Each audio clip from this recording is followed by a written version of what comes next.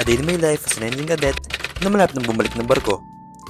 Yo people, it's your boy Jepoy and we're back again with another video. O tiyana buddy, makalipas ang isang parominggo, nandito na ulit ako sa Maritime Clinic para i-check yung mga pending ko. Pag minamalas ka nga naman, sirado yung ultrasound machine nila. O yun lang rugo yung binalikan ko dito sa Manila eh. Kaya hindi na muna ako umuwi, sabi ko dito na muna ako mag-stay. May nabanggit kasi mga kaibigan ko na Mariner's Home, kaya lang medyo napamulala ako pagkalog ko. 50 katao pala sa isang kwarto eh. Pero ayos lang, matutulog lang naman ako dito, tas kinabukasan alis din ako agad. After ko rin pala mag-check-in sa lobby, lumabas din ako para bumili ng food. Although may cafeteria naman, pero para makabili na rin na ibang necessities. Kaya kamat, dasal akong dadalang tsinelas.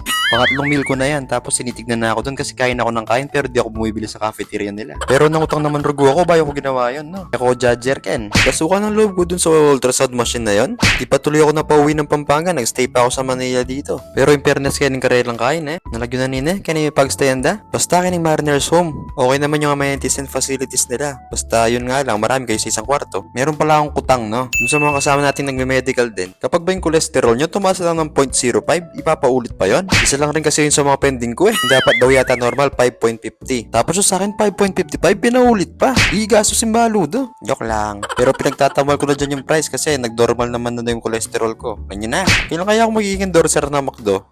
Ben, McDo, galaw-galaw. Pagkatapos ko rin dyan mag-midnight snack, natulog na rin ako. O paano? Bukas na lang ulit. Peace out.